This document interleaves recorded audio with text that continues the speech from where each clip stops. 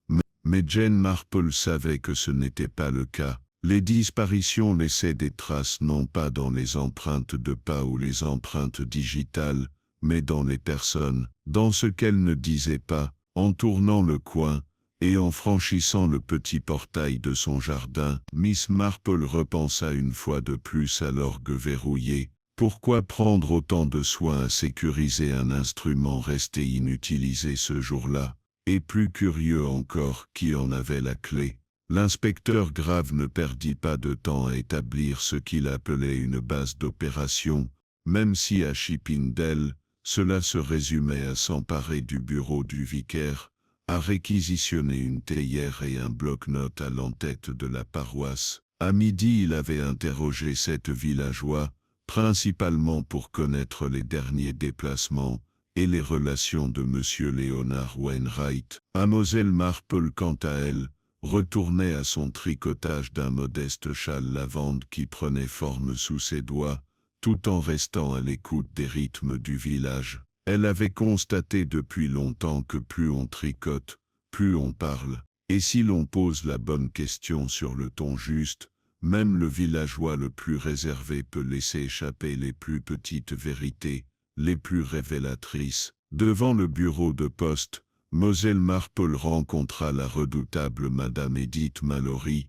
une veuve aisée et fervente défenseur de l'Institut des femmes, dont les opinions n'attendaient que rarement la permission. « Sois sage, Jane Tess », déclara Madame Mallory, les mains serrées sur son sac à main, avec un zèle missionnaire. Ce n'est pas un hasard, on ne disparaît pas comme ça d'une fête religieuse. Quelqu'un sait quelque chose, et j'ose dire que ce n'est pas l'agent de police. Miss Marple esquissa un léger sourire. On peut être terriblement oublieux sous la pression. Mon, sais-tu beau, es-tu beau, es-tu beau, es-tu beau, es-tu beau, es-tu beau, es-tu beau, es-tu beau, es-tu beau, es-tu beau, es-tu beau, es-tu beau, es-tu beau, es-tu beau, es-tu beau, es-tu beau, es-tu beau, es-tu beau. Il les trouvait toujours aux turbulentes cesses, me dit-il, mais il avait une affection profonde pour la chorale, surtout pour ce baryton. Comment s'appelle-t-il, Tess? Trelawney. Il restait toujours derrière pour aider Léonard à ranger les recueils de cantiques. « Toi es-tu Bernard Trelawney, Tess » demanda Moselle Marple, comme si elle exhumait le nom de sa mémoire plutôt que de l'avoir déjà soigneusement catalogué. « Toi es-tu beau, es-tu beau » Je crois que c'est le fils du papetier. Il n'a jamais vraiment adhéré à l'entreprise familiale. Mon toi es-tu beau, es-tu beau, es-tu beau, es-tu beau, es-tu beau, es-tu beau, es-tu beau. Exactement. Un drôle de type. Il trimballe un carnet partout. Il écrit de la poésie, je crois. Il rôde toujours près de la tribune de l'orgue. On se demande ce qu'il a vu.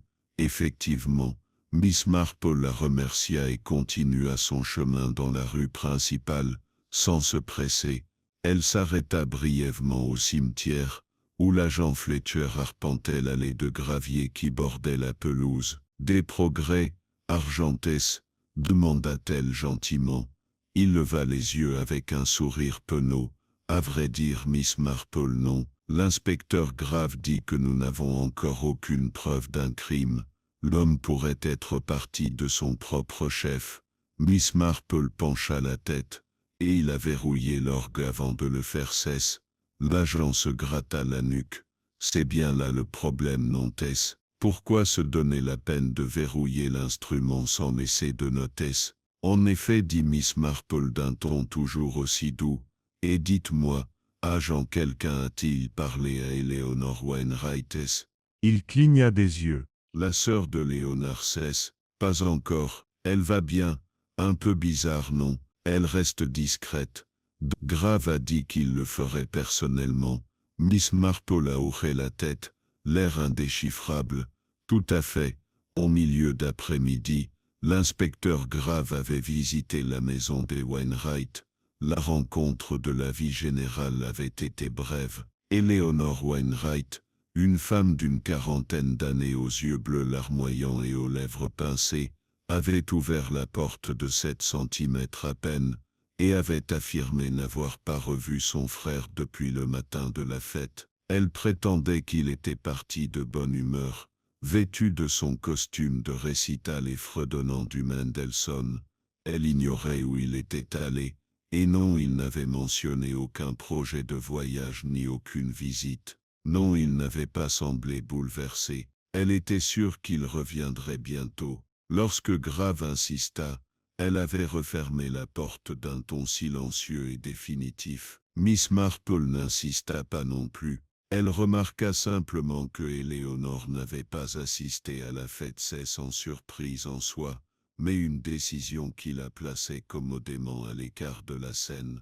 À l'heure du thé, le presbytère connut une nouvelle vague d'activité. Le révérend Basile Larche, doux et bienveillant, insista pour servir des scones et du darjeeling à l'inspecteur et aux villageois attardés. C'est terriblement perturbant, dit-il en versant le thé d'une main tremblante. Léonard était infidèle. On ne se rend compte de l'importance de quelqu'un qu'une fois parti, n'est-ce pas? L'inspecteur Grave, qui avait refusé la confiture mais accepté un second scone, émit un son mi-acquiescent mi-exaspéré. « Ce qui m'intrigue, dit-il en essuyant les miettes de sa manche, c'est pourquoi le vélo avait été laissé. Il était soigneusement adossé à la haie, juste à côté de l'entrée de la sacristie. Aucun signe de dommage. Si l'homme avait eu l'intention de partir, pourquoi ne pas le prendre? Madame Larche, assise à côté,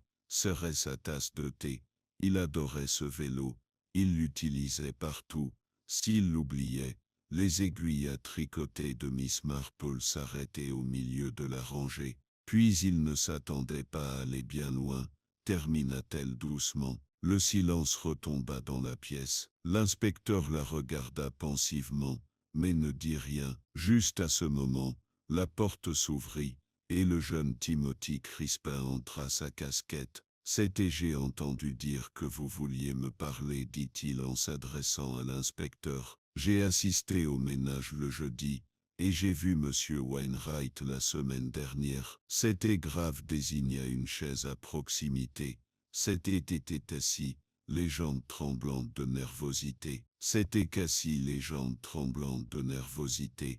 C'était Cassie vers 17h jeudi. Léonard répétait quelque chose d'assez bruyant.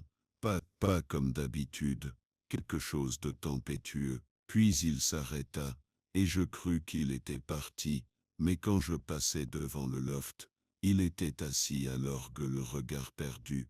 J'avais l'air troublé. C'était qu'assise était quelque chose, demanda Grave. C'est Timothy hésita. Il marmonna juste quelque chose comme c'était Cassie la clé du problème. C'était Cassie. Je pensais qu'il parlait de la clé, monsieur, mais maintenant je ne sais plus. Grave la griffonné. A-t-il eu des visiteurs pendant votre séjour? C'était Cassie. Oui, en effet, cet homme de la chorale Bernard.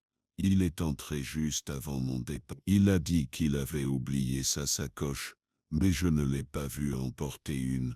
Intéressant, dit Grave. Merci Timothy, c'est tout pour le moment. Miss Marple reprit son tricot, son esprit rassemblant déjà les fils. Le soir, le village était redevenu silencieux, mais seulement en surface. Derrière chaque porte close, les spéculations couraient.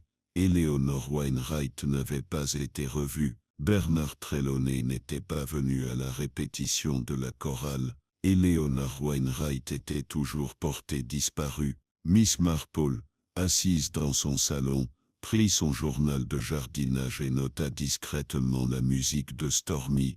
C'était Cassie. Le problème, c'était Cassie. Elle referma doucement le livre. Les choses commençaient à prendre forme, mais les contours étaient encore flous, comme une photographie en attente de développement. Il suffisait maintenant d'examiner de plus près les ombres derrière les notes. C'était jeudi matin que le premier véritable suspect émergea, non pas des preuves, mais de cette rumeur si tenace dans la vie du village. Bernard Trelawney n'était pas venu à la répétition de la chorale, ni à la papeterie que tenait son père, où il était censé passer au moins 1 heure chaque jour à faire semblant de s'intéresser au papier cartonné et au stylo plume. À 10 heures, la rumeur s'était répandue qu'on ne l'avait pas vu depuis le jour de la fête. Son absence jusque-là anodine était désormais considérée avec suspicion par ceux qui aspirent à un récit qui simplifierait toute l'affaire. À la poste, Madame Brun transmit ce message à 3 clients sans reprendre son souffle. C'était Cassie, ce toujours les poètes, déclara-t-elle d'un hochement de tête. Des gens maussades, passaient trop de temps dans leur tête, et puis quelque chose se casse. On vit Arnold Purvis sauter vigoureusement la tête derrière son comptoir. J'ai toujours pensé qu'il y avait quelque chose qui couvait là-dedans. Ça ne m'étonnerait pas qu'il y ait une dispute. Léonard était pointilleux, et Bernard est bien. Bernard n'appréciait guère les corrections. La conversation atteignit rapidement l'inspecteur Grave, qui s'était posté pour la matinée dans la sacristie de l'église, avec une pile de déclarations à moitié terminées, et une liste de noms qui s'allongeait. À midi, il avait convoqué le père de Bernard, Arthur Trelawney, un homme grand et fatigué aux doigts tachés d'encre et à l'air nerveux. C'était Cassie. Je suppose que votre fils n'a pas mentionné de dé. Cet écartement d'Agrève d'un ton faussement désinvolte. Arthur secoua la tête. Pas pour moi, mais Bernard ne parle pas beaucoup de la chorale. Il est toujours en train de griffonner des couplets. Voyez-vous, il dit que la musique le distrait. Pourtant, il appréciait Léonard, pensais-je. Il le respectait. Au moins, Graves émit un fredonnement poli. Et où est votre fils maintenant? J'aimerais bien savoir. Il a quitté la maison le lendemain matin de la fête. Il a dit qu'il avait besoin d'air. C'était critique. C'est la dernière fois que nous l'avons vu. Il n'est pas rentré chez lui, même pas pour des vêtements. Arthur avait l'air gêné. Non, mais ce n'est pas inhabituel, je dois l'admettre. Il a déjà fait ça. Il passe la nuit dans les bois, ou au bord de la rivière avec un carnet. Je lui ai dit que ce n'était pas sûr, mais il dit que ça l'aide à réfléchir. Un tempérament poétique, dit Grave, une pointe d'irritation se glissant dans sa voix. Miss Marple, qui rangeait les fleurs de l'hôtel sous prétexte d'aider Madame Larche, suivit cet échange avec un intérêt discret. Elle se souvenait de Bernard, comme d'un garçon solennel, gribouillant souvent au fond de l'église au lieu de chanter. Il est devenu un jeune homme pâle, le regard distrait, s'appuyant contre les murs comme si la gravité l'ennuyait. Elle se souvenait aussi d'un moment, lors de la fête des récoltes de l'année précédente, où Léonard avait gentiment corrigé le tempo de Bernard devant la chorale. Bernard était devenu très immobile, et bien qu'il n'eût rien dit, son visage s'était assombri d'une manière qui lui était restée gravée dans la mémoire. Devant l'église, Miss Marple croisa la jeune Emily Hartley, son tablier couvert de farine de la boulangerie. J'ai entendu dire que Bernard a disparu aussi, dit Emily. Mais c'était Cassie, Tange n'est-ce pas? Très, Miss et Cassie répondit Miss Marple. Miss et Cassie, j'imagine que l'inspecteur est très intéressé, mais c'était qu'Emily hésita. Ce n'est probablement rien, mais le jour de la fête, j'ai aperçu Bernard derrière l'église, juste à côté du vieux hangar. Il parlait à quelqu'un, je crois que c'était Léonard. Il n'avait pas l'air ravi. Avez-vous entendu quelque chose? Juste un mot. C'était Cassie, pas menteur. Mais c'est Bernard qui l'a dit, je crois. Puis ils m'ont remarqué, et se sont arrêtés. Miss Marple posa doucement une main sur le bras.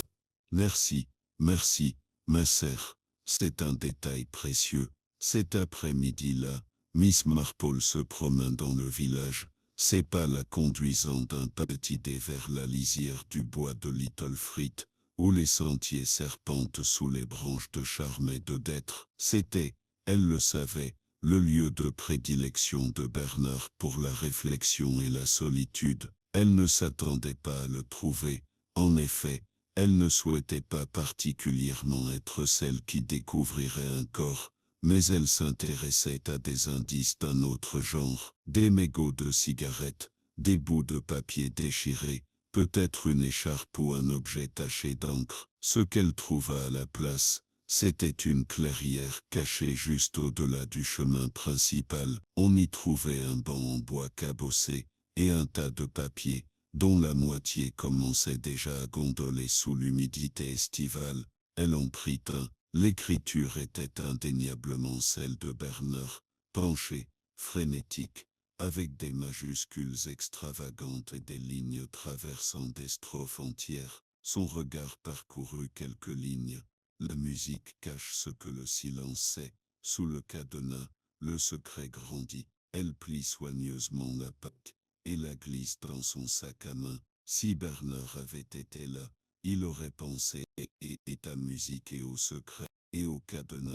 De retour au village, elle trouva l'inspecteur grave debout devant le presbytère, les bras croisés. « Miss Marple, Miss Cassie, dit-il, avec l'air de quelqu'un prêt à tolérer une interférence. Nous avons parlé à plusieurs membres de la chorale. Apparemment, Bernard et Léonard s'étaient disputés à propos d'un morceau de musique, une nouvelle composition que Léonard avait refusé d'interpréter. Comme c'est intéressant c'est, dit Miss Marple d'un ton léger, font-ils expliquer pourquoi Léonard avait refusé, trop expérimental, inadapté aux normes de l'Église, semble-t-il.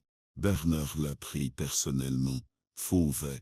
Oui, les jeunes hommes le font si souvent sec, murmura-t-elle. Grave la regarda, les yeux plissés, et c'était que. Pensez-vous que Bernard puisse être responsable? C'était Miss Marple, eut un sourire évasif. Faussé Cassie, je pense que Bernard est perturbé, et qu'il se cache peut-être, mais responsabilité, cela reste à voir. Ce soir-là, dans son petit salon empli d'un parfum de lavande séchée et de vernis à l'eau de rose, Miss Marple exposa les faits jusque-là. Léonard Wainwright, très ponctuel et respecté, avait disparu juste avant une représentation publique. Son vélo avait été laissé intact. L'orgue avait été verrouillé. Bernard Trelawney, poète et capricieux, s'était disputé avec lui et avait maintenant lui aussi disparu. Un autre mot avait été prononcé, un poème énigmatique retrouvé. Tout accusait Bernard, trop parfaitement en fait, ce qui d'après l'expérience de Miss Marple, signifiait généralement qu'elle pointait dans la mauvaise direction. Elle tapota légèrement du doigt le poème plié posé sur la table. La nature humaine, se dit-elle doucement, est rarement aussi directe, et juste à ce moment-là, on frappa à la porte. Elle ouvrit, et trouva Éléonore Wainwright, pâle et crispée, debout sur le seuil, tenant quelque chose enveloppé dans du tissu. C'était et je trouvais ça dans l'armoire de Léonard, dit-elle d'une voix de papier froissé. Elle l'attendit. C'était une petite clé en argent. Miss Marple la retourna dans sa main, la tenant délicatement entre le pouce et l'index comme s'il s'agissait d'un objet bien plus fragile que du métal. Elle était simple, sans marque, et d'une fabrication qui pouvait convenir à de nombreuses petites serrures, à des tiroirs, peut-être, ou à une armoire, peut-être même à un étui à instrument de musique. Mais ce qui la rendait le plus curieuse, c'était l'attitude d'Éléonore Wainwright. La femme se tenait raide dans le couloir, les mains jointes, évitant de croiser le regard de Miss Marple. Il était caché derrière ses écharpes secs, dit Éléonore d'une voix à peine plus qu'un murmure. Miss Cassie, dans l'armoire, Léonard ne cachait jamais rien. Il était ordonné, particulièrement méticuleux, même. Il pliait tout avec précision, mais cela était déplacé. Miss Marple hocha lentement la tête et fit signe au salon. Entrez, s'il vous plaît, Miss Wainwright. Je vais mettre la bouilloire à chauffer. Éléonore hésita avant d'entrer, son regard parcourant la pièce comme si elle la voyait pour la première fois. Le salon, avec son papier peint à fleurs délavé, ses chats en porcelaine et ses photos soigneusement disposées, semblait l'apaiser quelque peu. Elle s'assit sur le bord du canapé, comme si elle craignait qu'il ne disparaisse sous elle. Alors que la bouilloire commençait à bouillir, Miss Marple revint avec un plateau et versa 2 tasses de thé, en passant une doucement dans les mains tremblantes d'Eleanor. « Vous avez dit que la clé n'était pas à l'huisset ?» Miss Marple demanda d'une voix légère, presque oisive. Eleanor hocha la tête. « Pas à ma connaissance. » Léonard était très pointilleux sur les clés qu'il portait. Seulement 2, une pour la porte d'entrée et une pour la sacristie de l'église. Il les gardait dans un anneau. Celle-ci était détachée. Cachée, Miss Marple sirotait son thé, les yeux rivés sur Eleanor. Avait-il déjà mentionné avoir perdu quelque chose, ou peut-être acquis une nouvelle armoire ou un nouveau tiroir? Eleanor fronça les sourcils, pensive. « Pas récemment. Mais maintenant que vous le mentionnez, il y avait une petite mallette qu'il avait rapportée à la maison le mois dernier. Une mallette en bois, de la taille d'une boîte à chaussures. Il disait qu'elle contenait de vieux recueils de cantiques des archives diocésaines. Je n'ai jamais vu l'intérieur. Et où est la mallette maintenant? J'ai vérifié. Elle a disparu. » Il y eut un long silence, pendant lequel le léger tic-tac de l'horloge de la cheminée emplit le silence. Miss Marple reposa doucement sa tasse. « Eleanor, dit-elle gentiment, votre frère s'est-il inquiété de quelque chose ces derniers temps? Anxieux, préoccupé, vous avez mentionné qu'il avait quitté la maison en fredonnant du Mendelssohn, mais cela ne signifie pas forcément qu'il était à l'aise. » Eleanor hésita, puis prit une profonde inspiration. Il y avait quelque chose d'étrange. La semaine précédant la fête, il avait commencé à verrouiller le tiroir de son bureau. Je ne l'avais jamais vu faire ça auparavant. Je lui ai demandé pourquoi, et il a balayé l'idée, prétextant qu'il s'agissait de correspondance privée. Mais je l'ai entendu faire les 100 pas la nuit, marmonnant pour lui-même. Et lorsqu'elle a baissé les yeux, sa voix s'étant abaissée, une fois je l'ai entendue pleurer. Miss Marple est restée silencieuse un instant. Elle a de nouveau pris la clé et l'a tenue à la lumière. Elle était propre, mais pas neuve. Il y avait une légère éraflure sous la clé, comme si elle avait été insérée à la hâte, peut-être à plusieurs reprises. « C'est j'aimerais garder ça pour l'instant, » dit doucement Miss Marple.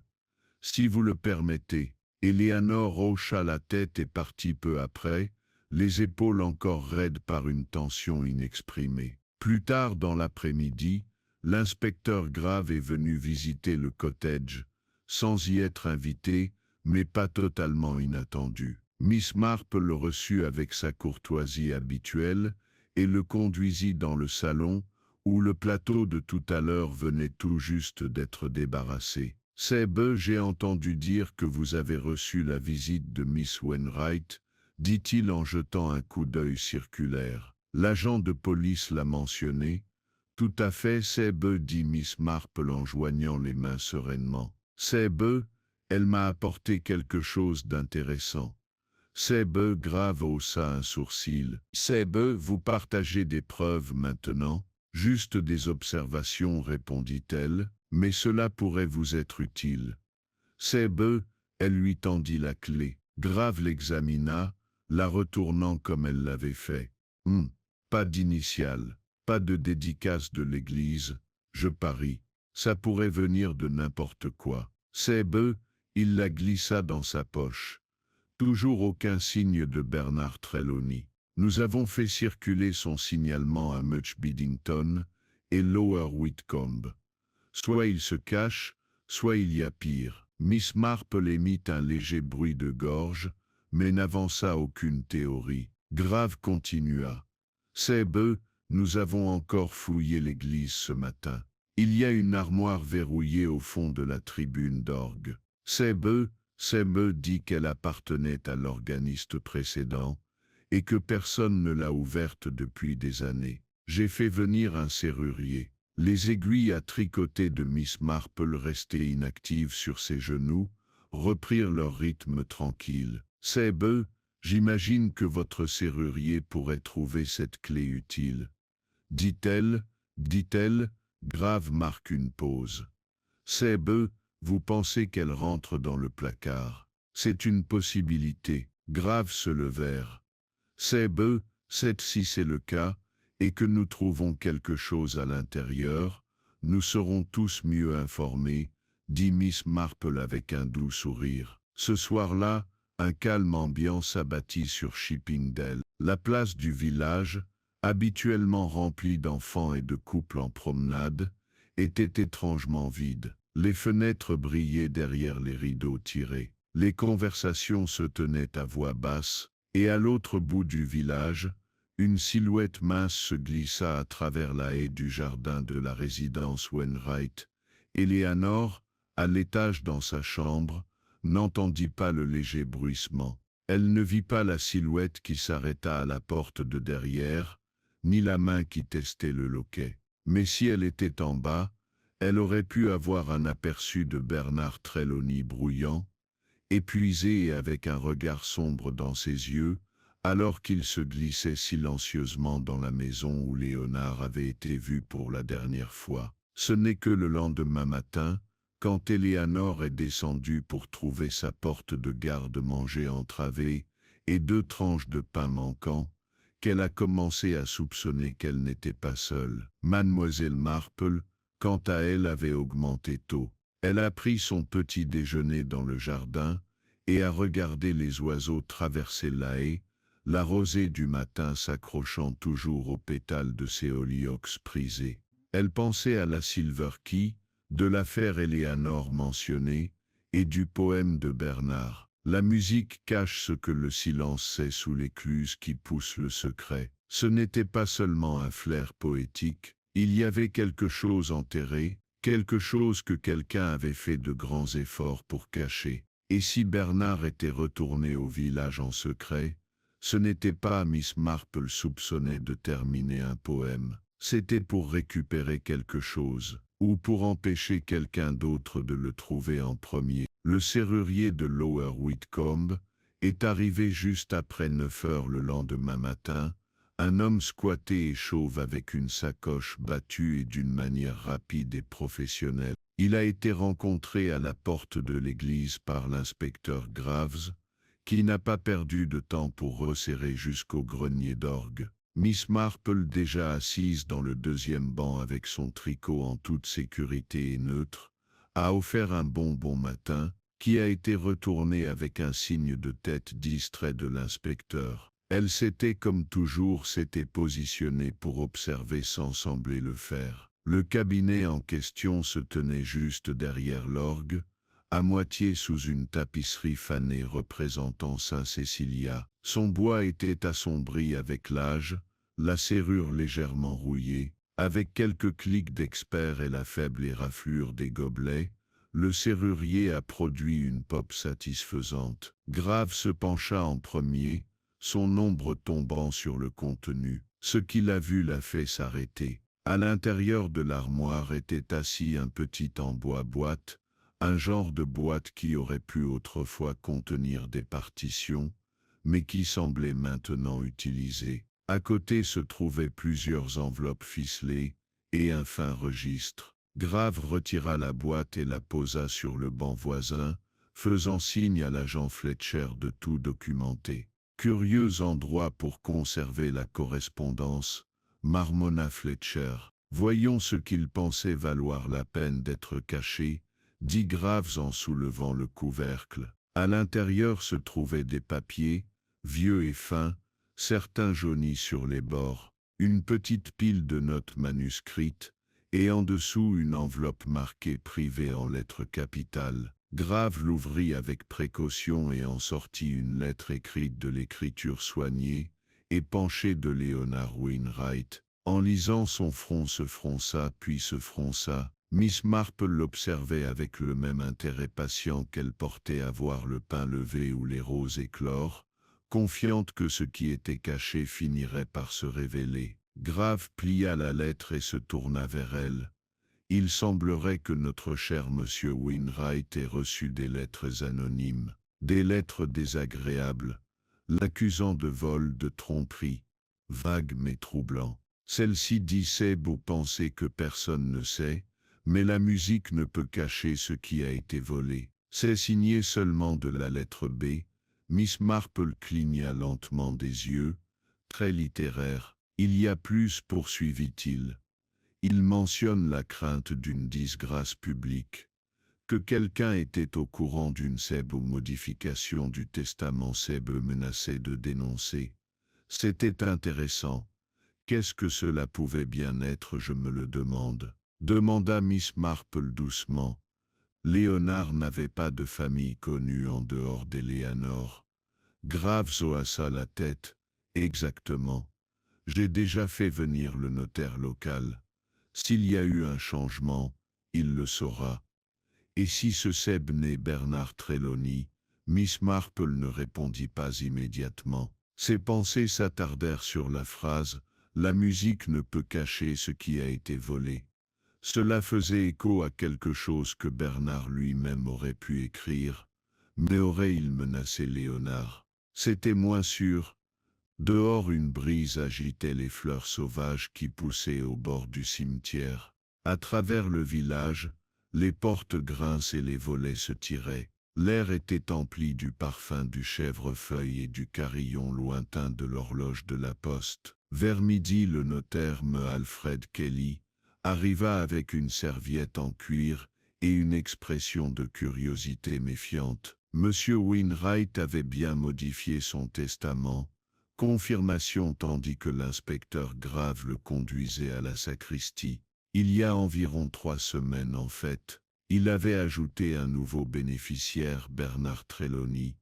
Il lui avait légué une part substantielle de sa succession, et avait-il expliqué pourquoi? Seulement que c'était une question de conscience. Il semblait partagé. Je lui avais conseillé de s'en assurer. Il avait insisté. Miss Marple, qui était réapparue sous prétexte de ranger des livres de cantiques, marqua un léger silence. Grave fronça les sourcils. Et la sœur, elle n'était pas au courant? Non, dit M. Kell. Léonard avait expressément demandé que cela reste secret jusqu'à son décès. Grave se renversa dans son fauteuil. Ainsi le motif commença à prendre forme. La voix de M. Marple lorsqu'elle se fit entendre était douce, à moins que ce ne soit une fausse piste. Grave se tourna vers elle sceptique. Vous croyez que quelqu'un a fabriqué le testament pour impliquer Bernard? Oh non, répondit-elle avec un petit sourire. Je crois que Léonard a fait exactement ce que vous dites. Mais je doute de l'implication. Voyez-vous, inspecteur, les gens n'agissent pas toujours par cupidité. Parfois ils agissent par culpabilité, ou par devoir, ou par amour. Cet après-midi-là, la nouvelle du testament se répandit plus vite que des scones chauds. Les ragots recommencèrent, remplaçant les murmures fades des personnes disparues par le frisson plus vif des intrigues successorales. À 16 heures, Miss Marple avait reçu la visite de pas moins de 3 dames du village, chacune proposant une variante de la même théorie. Bernard avait fait chanter Léonard. Eleanor avait découvert le changement et avait confronté son frère, ou encore toute l'affaire était liée à un scandale oublié depuis longtemps concernant une bourse de musique. Aucune d'elles n'en était certaine, bien sûr, mais la certitude n'avait jamais été un critère pour les spéculations villageoises. Miss Marple, polie comme toujours, ne propose rien d'autre que de temps en temps comme c'est intéressant Co. Il faut attendre. Pendant ce temps, Eleanor Wainwright s'était de plus en plus renfermée, et elle refusait les visites et avait tiré tous les rideaux de la maison. C'était M. Simons, le marguillier, qui rapporta l'avoir vue dans le jardin juste après le coucher du soleil, parlant à quelqu'un mais de loin. Il ne pouvait dire qui. Co. Je pensais que c'était Bernard, dit-il à l'inspecteur Graves. Mince manteau sombre. Il discutait près de la serre, mais lorsque je m'approchai, la silhouette disparut. Grave avait pris la chose suffisamment au sérieux pour ordonner une fouille discrète du terrain, mais ne trouva aucun signe d'entrée. Cette nuit-là, la fenêtre de la cuisine de Eleanor était restée entr'ouverte. Miss Marple ne se coucha pas de bonne heure. Elle s'assit près du feu, la clé d'argent toujours dans son mouchoir sur la cheminée, et réfléchit à tout ce qu'elle avait appris. Le testament, le cabinet secret, les notes menaçantes, les divagations poétiques de Bernard, l'attention cachée d'Eleanor. Et Léonard, cet être d'habitude des hymnes du dimanche et des répétitions du mardi, qui avait d'une manière ou d'une autre inspiré tout ce tumulte. Elle se souvient d'une phrase qu'il avait prononcée lors d'une réunion paroissiale, des années auparavant, lorsqu'on lui avait demandé d'approuver une modification de la disposition des sièges de la chorale. La structure est importante, avait-il dit. Si l'on perturbe l'harmonie, l'œuvre entière s'effondre. Miss Marple tapota sa tasse de thé des doigts. Et si Léonard avait perturbé une harmonie de son cru? Et si l'héritage n'était pas une trahison mais une réparation? Le lendemain matin, on retrouva Bernard Trelawney. Il était accroupi dans le clocher de Saint-Id. Édouard, épuisé, mal rasé et décharné. C'est l'agent Fletcher qui l'avait repéré lors d'une promenade de routine. Lorsqu'un léger mouvement attira son regard à travers les lattes, Bernard ne résista pas. « Je ne lui ai pas fait de mal », dit-il aussitôt, tandis qu'on le conduisait doucement en bas des étroites marches de pierre. « Je le jure. » Mais il savait quelque chose du passé, quelque chose changea tout. L'inspecteur Graves, immédiatement appelé, insista pour obtenir des détails, mais Bernard se tut, murmurant seulement des cèpes secrets cachés sous la musique, des cèpes vérités trop longtemps enfouies. Miss Marple se tenait silencieuse dans un coin de la sacristie tandis qu'on l'interrogeait, et dans son regard pensif et inébranlable, quelque chose vacilla, non pas une certitude, mais une reconnaissance.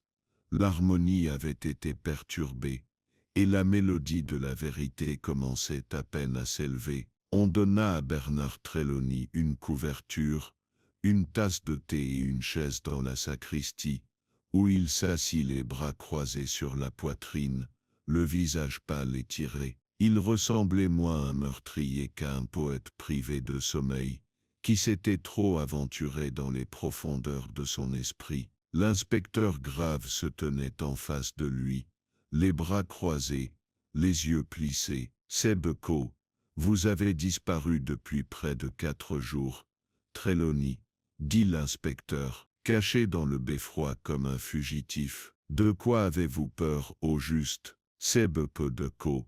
Bernard secoua lentement la tête. « Je ne me cachais pas de toi, » dit-il. « Je me cachais de la vérité. » Graves émit un grognement d'incrédulité. « Ça ressemble encore beaucoup à de la poésie. Essayons la prose cette fois. Simple et clair. Qu'est-il arrivé à Léonard Wainwright ?» Bernard leva les yeux vers cela, ses yeux brillants non pas de défi, mais de quelque chose qui ressemblait plus à de la tristesse. « Je ne sais pas, dit-il. C'est la vérité. Je me suis disputé avec lui, oui, la veille de la fête. Il refusait d'interpréter le morceau que j'avais composé pour la chorale. Il disait que c'était trop fait perturbant, mais là n'était pas le vrai problème. Il avait trouvé quelque chose, dans les archives, quelque chose sur mon père. » Grave clignèrent des yeux. « Votre père, Arthur Trelawney ?» Bernard hocha la tête. « Il ne me donne pas les détails.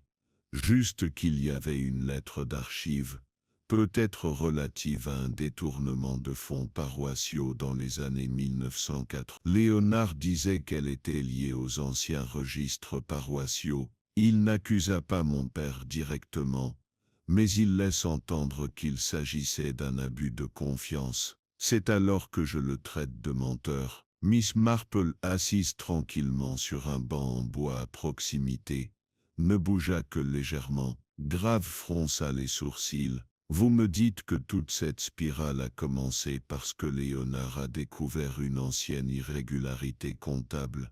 Non, dit Bernard à voix basse. Cela a commencé parce qu'il s'en souciait. Il pensait que la vérité devait être connue, même après toutes ces années. Mais quelqu'un qui savait ne voulait pas qu'elle soit révélée. Les doigts de Miss Marple s'arrêtèrent de tricoter un bref instant. « Croyez-vous que votre père était impliqué ?» demanda-t-elle doucement. Bernard hésita, puis haussa les épaules avec tristesse. « Je ne sais pas, il a toujours été silencieux, prudent, mais il était trésorier du conseil paroissial à l'époque. Léonard a dû trouver quelque chose de convaincant. » L'inspecteur Grave grogna et se tourna vers l'agent de police. « Faites venir Arthur Trelawney, tout de suite. » Mais il se trouve qu'Arthur Trelawney ne serait pas chez lui. Il n'était ni à la boutique, ni dans l'arrière-boutique où il triait habituellement les factures. Son vélo avait disparu de sa place habituelle près de la clôture, et son manteau avait disparu de son pater. D'après son assistant, il était parti tôt ce matin-là sans un mot, disant seulement qu'il avait quelque chose à régler. Lorsque l'agent Fletcher revint avec cette nouvelle, le visage de l'inspecteur Grave s'assombrit. « Trouvez-le, renseignez-vous, renseignez-vous, renseignez-vous. » Le village à présent était en effervescence. La révélation d'un testament, une disparition, un poète dans le beffroi, et maintenant un deuxième homme disparu. C'était le genre d'événement qui aurait pu faire la une de la Chippendale Gazette si elle n'avait pas fermé ses portes en minuit. Les voisins jetaient des coups d'œil par-dessus leurs épaules. Les conversations se déroulaient à voix basse par-dessus les grilles du jardin. De retour au cottage de Miss Marple, le thé est infusé. Elle se versa une tasse et s'assit près de la fenêtre qui donnait sur le cimetière. La journée était chaude, la lumière douce. Son regard cependant était fixe et immobile. La disparition soudaine d'Arthur Trelawney ne lui avait pas semblé paniquée, mais relevée d'une intention, et l'intention, elle le savait, était le signe le plus clair de culpabilité, pas nécessairement celle du crime que tout le monde supposait, mais néanmoins, elle repensa à la phrase de Léonard Sedecil, « La clé, c'est le problème. » Peut-être pas du tout. Il y avait un endroit qui n'avait pas encore été fouillé, un endroit bien connu de Léonard et d'Arthur, les anciennes archives du clocher, désaffectées depuis longtemps. La pièce au sommet de la tour ouest de l'église avait autrefois conservé des partitions, des registres de baptême et d'autres documents. Elle était fermée à clé depuis la rénovation, 20 ans auparavant, et son contenu avait été transféré sur des étagères plus récentes. Mais Léonard y avait accès, et peut-être y avait-il rapporté quelque chose qu'il ne voulait pas voir chez lui, ou dans son bureau. Cet après-midi-là, Miss Marple demanda à parler à l'inspecteur Graves. « Vous pourriez vouloir examiner la tour ouest, dit-elle doucement. Il y a peut-être quelque chose de plus archivistique caché là-dedans. » Grave semblait sceptique, mais il en avait suffisamment appris ces derniers jours pour ne pas la négliger. L'agent récupéra la clé auprès du marguillier, et le groupe gravit les 3 escaliers de pierre suivis de Graves, Miss Marple et Fletcher jusqu'à la petite porte en bois située au sommet. À l'intérieur, la pièce était sombre.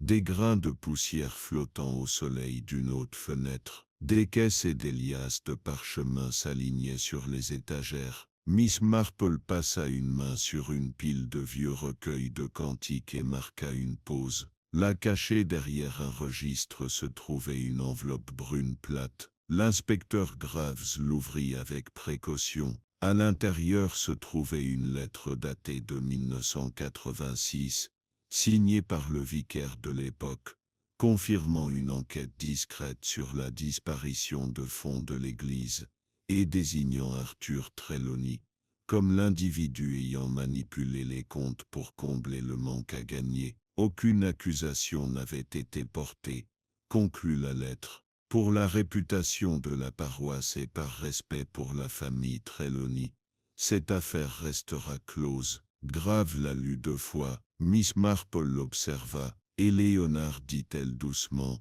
n'avait peut-être découvert cette lettre que récemment. Peut-être se sentait-il tenu par le devoir de réparer le tort, même si les événements étaient depuis longtemps enfouis, mais quelqu'un d'autre, qui avait vécu dans le silence pendant des décennies, ne pouvait supporter qu'il refasse surface. Juste à ce moment-là, des pas résonnèrent dans l'escalier en contrebas. L'agent Fletcher se pencha et appela, puis se retourna, le visage pâle. « C'est Monsieur Trelawney. Il vient d'entrer dans le cimetière. » Quelques instants plus tard, Arthur est escorté dans la pièce. Son visage était tiré, ses yeux lourds de quelque chose de plus profond que la fatigue. Il regarda l'enveloppe ouverte sur la table, les papiers, les personnes rassemblées. « Je savais que vous la trouveriez très douce, » dit-il d'une voix cassante. Miss Marple se leva.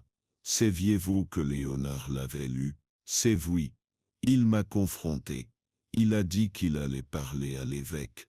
Il a dit que la vérité comptait. Et vous n'étiez pas d'accord? » Arthur secoua la tête. « Non, j'ai acquiescé. Mais je l'ai supplié d'attendre, de me laisser me présenter quand je le voudrais. Je lui ai dit qu'il détruirait le peu qui restait de ma réputation. J'ai vécu dans la honte toutes ces années. Mais il a dit que ce n'était pas suffisant. Et alors, je ne l'ai pas tué, Miss Marple. Je le jure. Je pensais pouvoir le convaincre. Mais lorsqu'il ne s'est pas présenté à la fête, j'ai craint le pire. Je suis parti à sa recherche. J'ai fouillé les bois, le presbytère, et même le clocher, espérant qu'il y soit, mais rien. Les yeux de Grave se plissèrent. Alors où est Léonard Wainwright? Monsieur Trelawney. Arthur le regarda, et d'une voix basse et brisée, dit Sébazège. C'est pas peu. Miss Marple croisa les mains. Slenné. Quelqu'un le sait, Miss Sébazège au soir. Il y est moté. Il y est moté. Il y est moté. Et dans ses yeux une lueur avait commencé à briller, non pas de suspicion, mais de connaissance. Le dernier fil n'était pas encore noué, mais la tapisserie était presque terminée. Le village de Chippingdale s'installa dans un silence gêné, tandis que le soleil disparaissait derrière les collines ce vendredi soir. Les ombres s'étendent plus loin sur les ruelles pavées, et même la cloche de l'église semble sonner avec plus de solennité, tandis que l'inspecteur Graves examinait les dernières preuves, et que Bernard Trelawney se reposait sous surveillance policière au presbytère. Miss Marple était assise tranquillement dans son salon, son tricot intact sur ses genoux. Elle avait passé la majeure partie de l'après-midi à réfléchir, non seulement à retracer les faits, mais aussi à observer des réactions plus profondes. Ce n'était pas le testament manquant, la vieille lettre, ni même l'orgue verrouillé qui lui donnait l'indice le plus clair. C'était la façon dont les gens y réagissaient. Peu la tension dans la voix d'Eleanor Wainwright, le côté évasif soudain d'Arthur Trelawney, le poème qui laissait entrevoir la vérité dans l'allégorie. Mais une personne n'avait jamais réagi à tout pas, visiblement, pas publiquement. Eleanor. Elle avait apporté la clé d'argent à Miss Marple, les mains tremblantes certes, mais il y avait quelque chose dans son attitude qui avait semblé mesurer à Jen, comme si le geste n'était pas spontané, mais préparé. Et cette fenêtre du garde-manger laissée ouverte la nuit où Bernard prétendait revenir, était-ce par négligence, ou une invitation? Miss Marple attrapa le petit carnet qu'elle gardait dans son panier à couture. À la dernière page, d'une écriture soignée et en boucle, elle inscrivit 3 noms, Léonard Bernard. Éléonore. En dessous une seule question. Qui gagnait à se taire? Ce n'était pas une question d'héritage. Cela ne l'avait jamais été. L'argent était un mobile trop grossier pour expliquer ce qui s'était passé. Non, c'était autre chose. De la fierté, de la protection, peut-être même de la vengeance.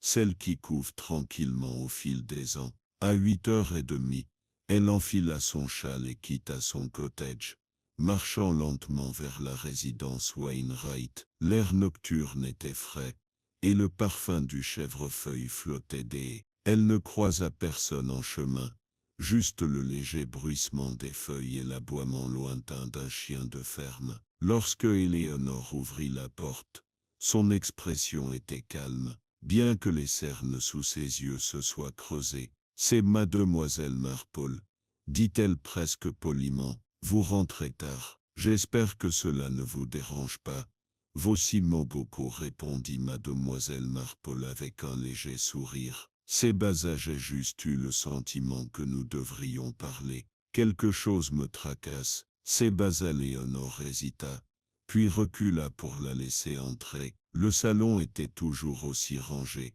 même si aucune lampe n'était allumée. Seule la faible lueur du couloir. Mademoiselle Marpole choisit le même fauteuil qu'elle avait occupé quelques jours auparavant.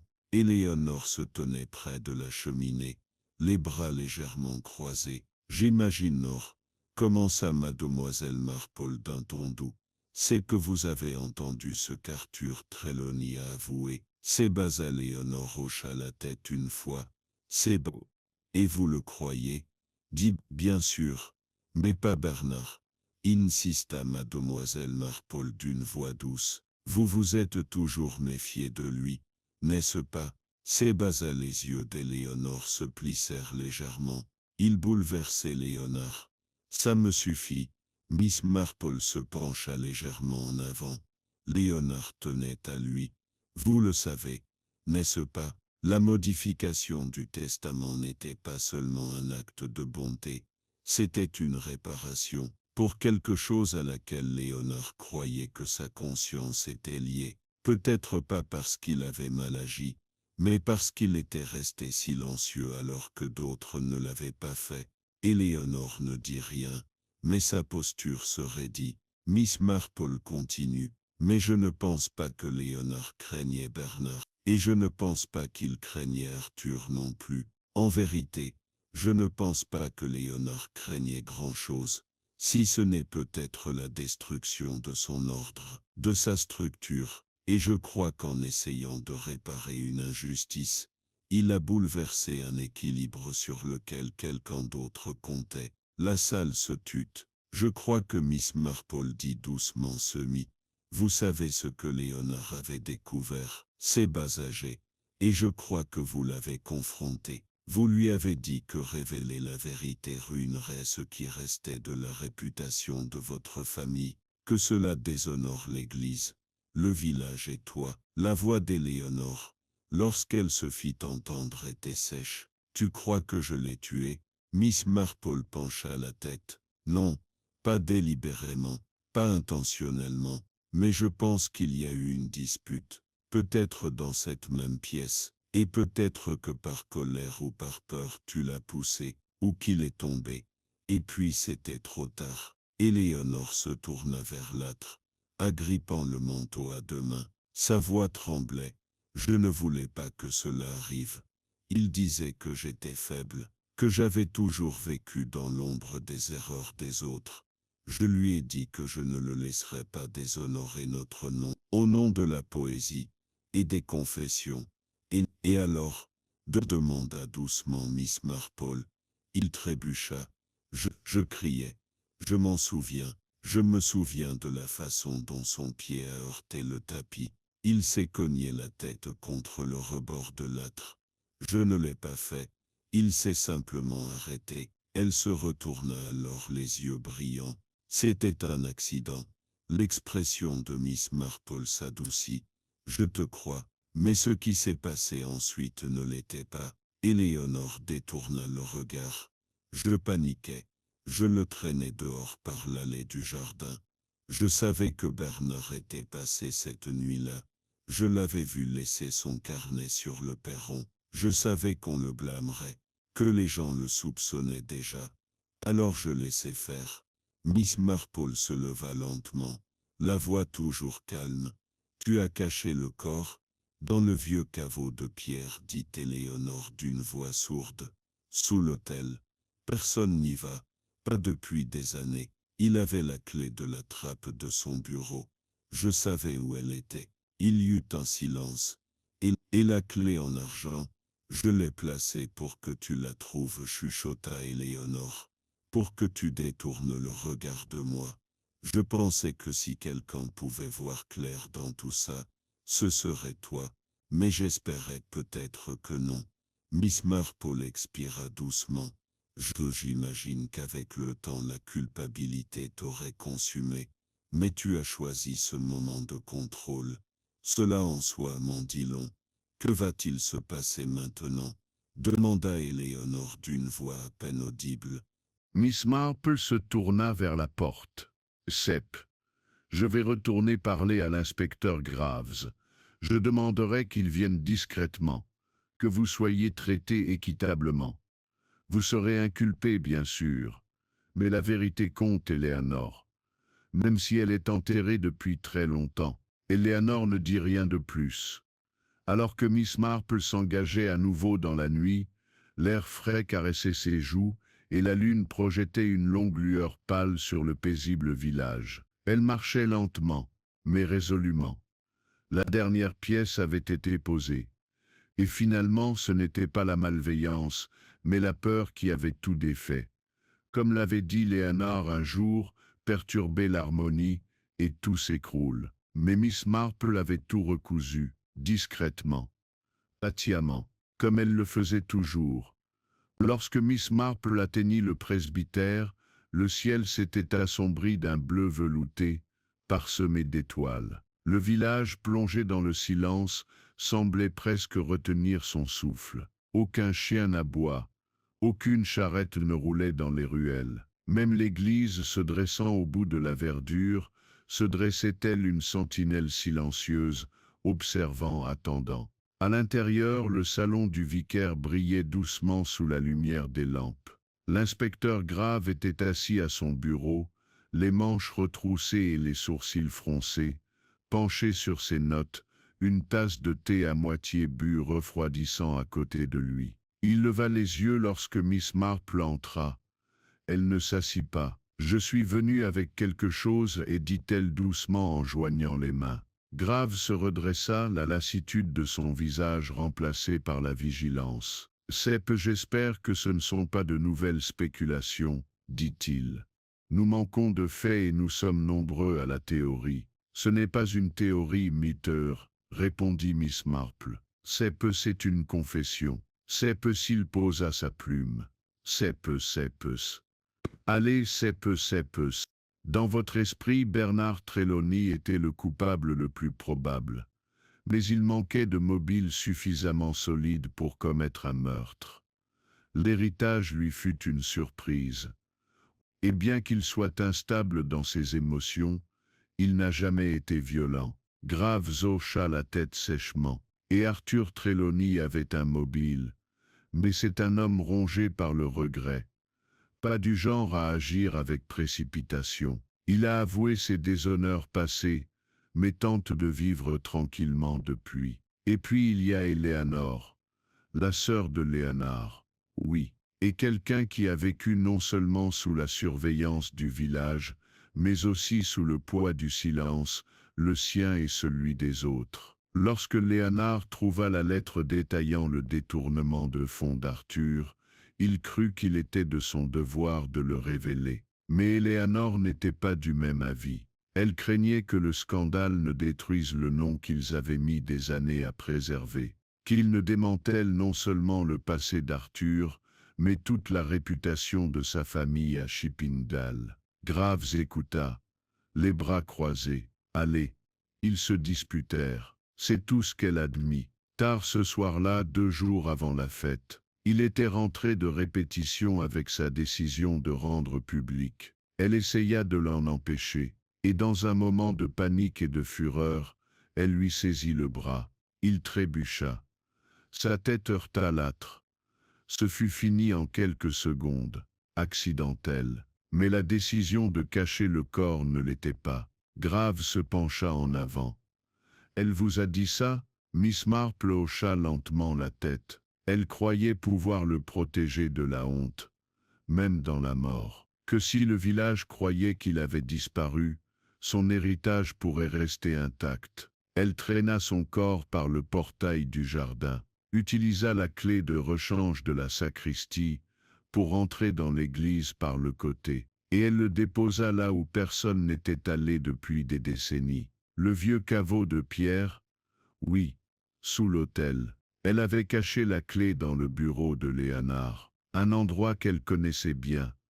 Graves expira en se frottant le front. « J'aurais besoin de sa déclaration complète. Elle attend à la maison. Elle vous dira la même chose. » Il se leva lentement. Et Bernard, innocent, égaré peut-être. Mais les poèmes n'étaient pas des énigmes. C'étaient des complaintes. Il se doutait de quelque chose, mais il n'en sut rien. Il pensa que Léonard avait peut-être été réduit au silence par son père. D'une certaine manière, il n'était pas loin. Juste une génération trop tard. Grave resta silencieux un long moment. Finalement, dit-il, c'est peu. Alors ce sera fini. C'est peu, pas tout à fait. La voix de Miss Marple était calme, mais ferme. C'est peu, il te reste une chose à faire. C'est peu, il la regarda. C'est peu, tu dois ramener Léonard à la maison. 1 heure plus tard, avec le gendarme et 2 ouvriers de Much Biddington, la trappe sous l'autel fut forcée. La pierre céda la place à l'obscurité, et l'air vicié monta comme un souffle retenu. Ils descendirent à la lueur des torches, se déplaçant lentement à travers la poussière et les murs en ruine, jusqu'à atteindre le bord du caveau. Léonard Wainwright gisait comme endormi, les mains soigneusement jointes, son costume encore impeccable, à l'exception de la tache de sang séché à la tempe.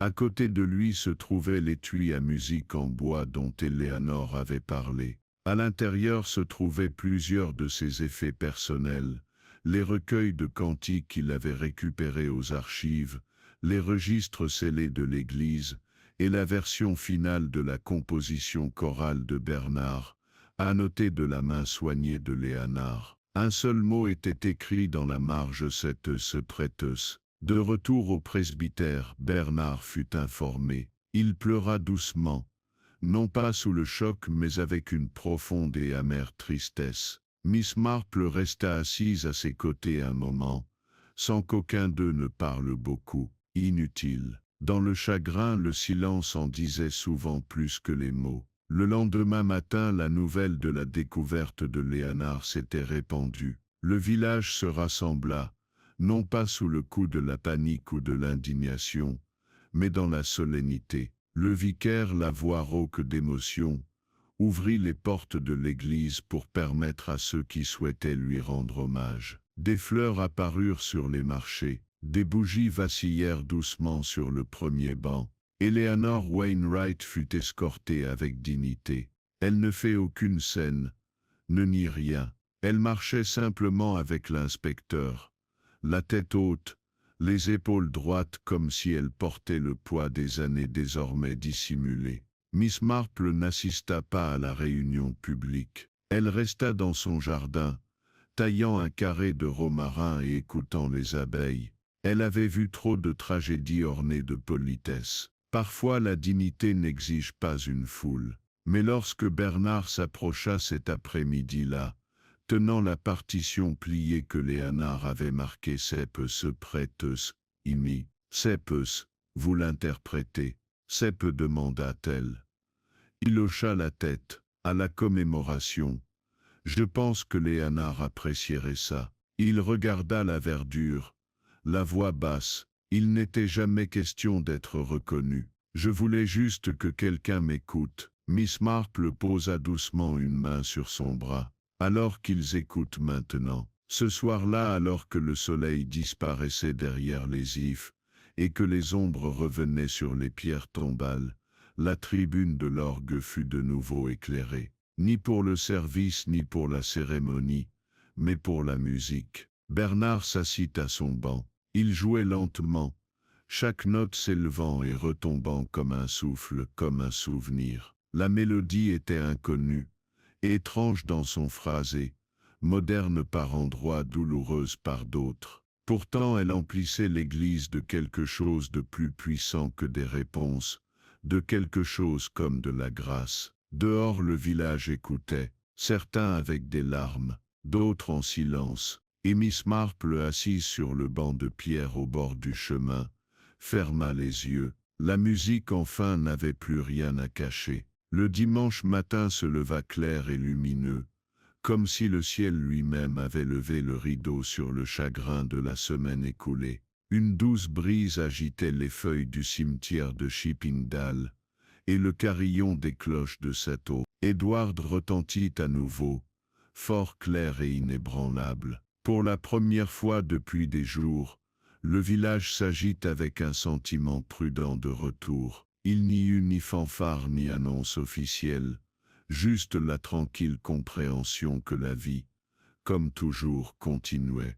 Pourtant, sous le rythme habituel des salutations du jour de marché et des plaisanteries après la messe, persistait une réflexion collective. Quelque chose avait changé, non seulement parce qu'un homme était mort, mais parce que des vérités longtemps cachées avaient été révélées.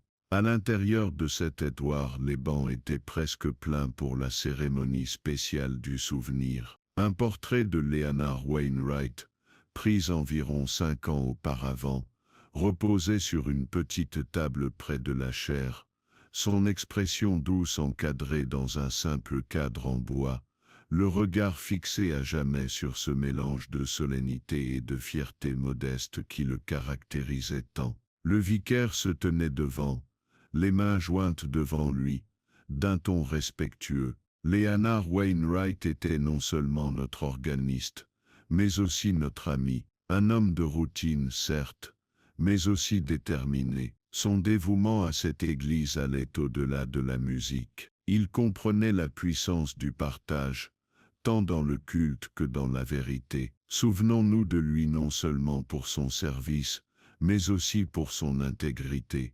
Quelques villageois haussèrent la tête en silence, l'air grave. Madame Larche s'essuya les yeux avec un mouchoir en dentelle. Monsieur Simon, le marguillier se tenait raide près de l'orgue, comme s'il n'arrivait toujours pas à croire que Léonard ne serait pas celui qui le jouerait à nouveau.